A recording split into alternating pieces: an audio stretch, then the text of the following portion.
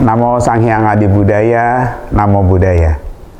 Bapak Ibu, sahabat-sahabat sedharma yang berbahagia, berjumpa kembali kita dalam acara Sadhu Sharing Dharma Universal. Apa kabar Bapak Ibu semua? Semoga kita semua selalu dalam keadaan sehat dan berbahagia. Pada kesempatan ini saya ingin mengajak Bapak Ibu teman-teman semua untuk mengenang sosok Mahabiksu Asin Jinarakita. Tanggal 23 Januari yang lalu kita memperingati 100 tahun kelahiran Mahabiksu Asin Jinarakita. Nah, pada kesempatan hari ini, kesempatan berbahagia ini, saya ingin mengajak Bapak Ibu semua. Saya sudah berada di dalam ruangan auditorium Balai Kenangan Bante Asin Jinarakita. Kita akan mengajak Bapak Ibu untuk mengenang kembali sosok yang luar biasa ini yang patut kita teladani, guru kita bersama.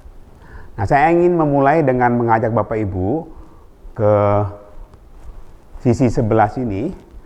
Ini ada gambar Borobudur, ada rupang Borobudur, ya, sketsa Borobudur. Kenapa dimulai dari Borobudur?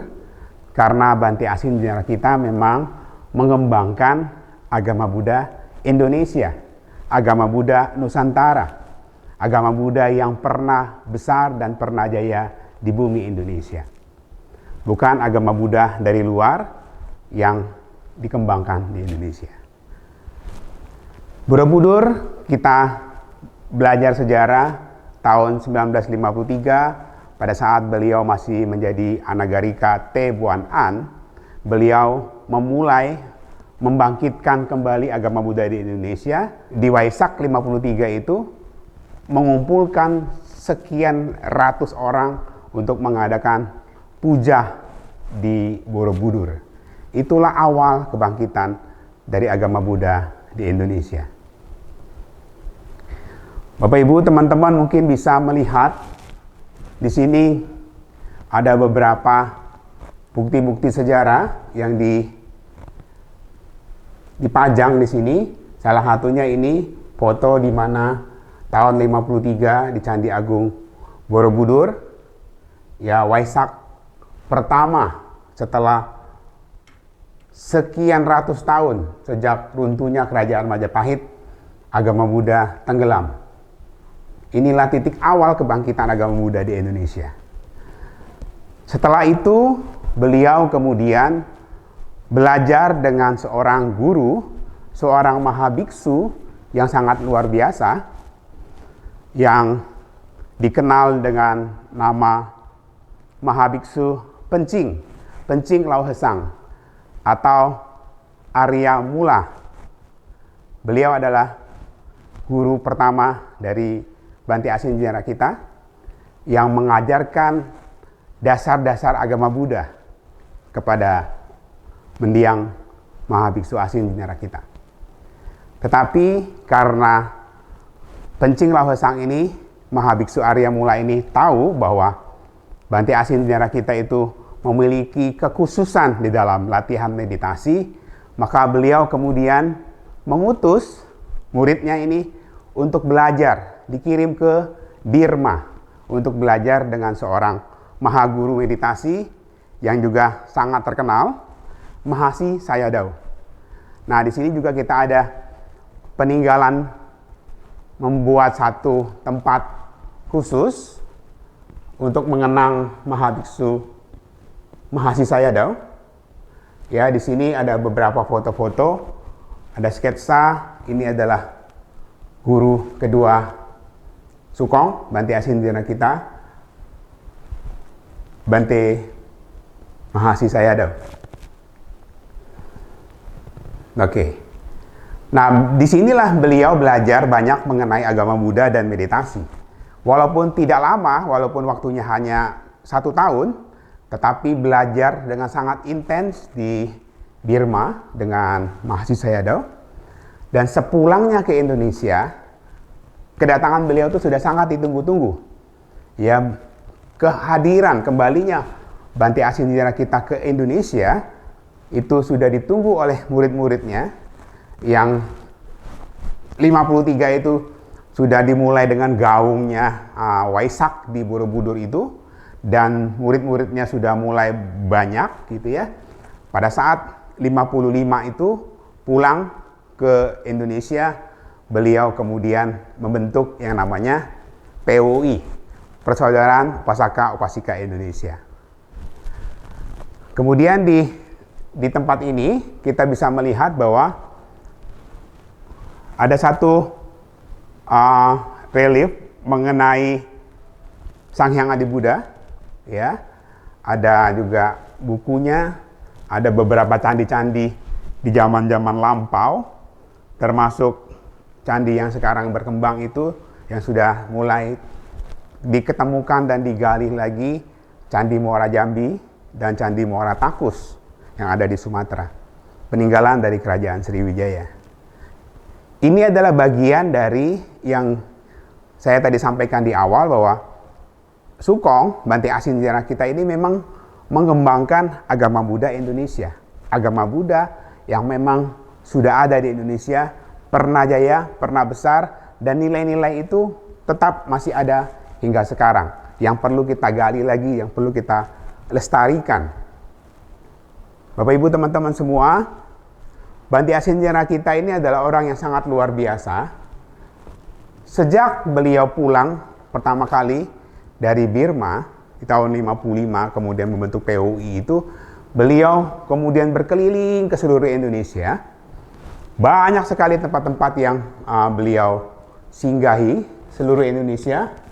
Di mana-mana beliau banyak kemudian membangkitkan kembali ya agama Buddha yang ada di sana, mendirikan wihara-wihara, cetia-cetia, sehingga agama Buddha itu mulai berkembang di pelosok-pelosok Indonesia, dari mulai ujung Aceh sampai ke ujung Papua. Semua mulai bangkit dan mendirikan wihara-wihara dan komunitas-komunitas praktek meditasi, kemudian membangun cetia, wihara, sekolah di seluruh Indonesia. Nah, kemudian juga di sini ada gambar atau ada banner, ya. Banner ini di mana beliau menjadi putra atau biksu satu-satunya yang hingga saat ini mendapatkan penghargaan dari pemerintah, yaitu Bintang Mahaputra Utama. Seluruh penghargaan dari pemerintah Republik Indonesia ini diberikan pada saat itu beliau sudah meninggal, diserahkan oleh presiden waktu itu adalah Presiden Susilo Bambang Yudhoyono kepada Bante Jinadamo Mahatera. Ya, di sini juga ada foto di mana doktrin Sang Hyang Adi Buddha itu pertama kali disampaikan kepada presiden waktu itu adalah Presiden Soeharto, ya, oleh muridnya beliau, Mahaupasaka Poa Krishna Putra. Ini ada beberapa gambar-gambar peninggalan zaman dulu, bukti-bukti sejarah di mana memang beliau pernah hadir dan pernah mengajarkan Dharma dan mengembangkan agama Buddha di Indonesia. Mungkin ini adalah foto saat-saat momen-momen terakhir pada saat Sangga Samaya, ya. 23 Januari itu juga adalah harinya Sang Agung Indonesia. Biasanya di tanggal itu para biku di Sang Agung Indonesia berkumpul dan merayakan ulang tahun sekaligus merayakan mengadakan pertemuan-pertemuan seperti itu. Nah, Bapak Ibu teman-teman semua, sahabat-sahabat sedharma, kemudian mungkin bagi sebagian besar saya yakin sudah tahu, tapi mungkin ada yang belum tahu. Kita juga di sini membuat satu replika tempat beliau hidup sehari-hari. Beliau tinggal di Wihara Sakyawanaram yang berada di Cianjur, Puncak, Bogor gitu ya. Dan ini ada replikanya. Di sini kita bisa melihat kesederhanaan beliau sehari-hari dengan pondoknya yang sangat sederhana, tempat tinggalnya. Bayangkan seorang mahabiksu, guru dari semua sangha-sangha semua umat Buddha pada saat itu memilih untuk tinggal di satu rumah gubuk bambu, ya, bilik bambu dengan tempat tidur seadanya, yang banyak sekali murid-muridnya yang memiliki kemampuan yang menawarkan beliau untuk tinggal di kamar yang lebih layak seperti itu, tapi beliau tidak mau. Ya, karena beliau tetap memegang prinsip seorang biksu itu harus hidup sederhana dan apa adanya. Ya, ini adalah replika tempat beliau sehari-hari, tempat duduknya ya di Sakyawanaram sambil bisa memandang alam, bisa melihat gunung-gunung yang ada di sekitarnya seperti itu. Ini adalah peninggalan dari benda-benda beliau. Ini adalah kursi pada saat terakhir kali beliau di rumah sakit, hendak maksudnya dimasukkan ke dalam peti yang berbentuk duduk itu ya, kotak. Ini adalah gambaran kondisi tempat di mana beliau hari-hari terakhirnya mengakhiri kehidupannya seperti itu di Sakyawanaram, Wihara Sakyawanaram Puncak. Dan mungkin panjang sekali Bapak Ibu kalau ingin saya ceritakan mengenai Bante Asin Dinarakita ini, dan kesempatan kita di program Sadhu ini pastinya tidak akan cukup. Saya ingin mungkin memberikan sedikit gambaran bahwa beliau itu pada saat dikremasikan itu di Lempasing. Lempasing itu di Lampung. Kenapa beliau memilih Lampung? Karena beliau tahu umat Buddha yang mayoritas adalah pribumi Jawa itu ada di Lampung. Jadi beliau punya banyak sekali murid-murid di Lampung dan beliau sangat mencintai umat Buddha yang ada di sana. Karena dari awalnya seperti saya sampaikan tadi, beliau memang mengembangkan agama Buddha Indonesia. Jadi beliau sangat dekat dengan semua yang bercorakkan keindonesiaan. Nah, di tempat ini juga kita kemudian membangunkan satu rupang bergambar beliau. Ya, kemudian di sini juga ada sarila atau relik peninggalan dari Mahabiksu Asin Dinarakita yang jumlahnya ada sangat banyak, ratusan jumlahnya ya. Ya mungkin kalau dibagi satu persatu ke wihara-wihara yang ada di Indonesia masih cukup. Tapi keputusan dari pimpinan kami di Sangha Agung Indonesia untuk tidak membagikan itu dan tetap meletakkannya di sini, di Balai Kenangan Asin Dinarakita ini, di tempat di mana semua kantor pusat dari keluarga budaya Indonesia ada di gedung ini, untuk tetap mengenang jasa dan kebajikan dari Mahabiksu Asin Dinarakita.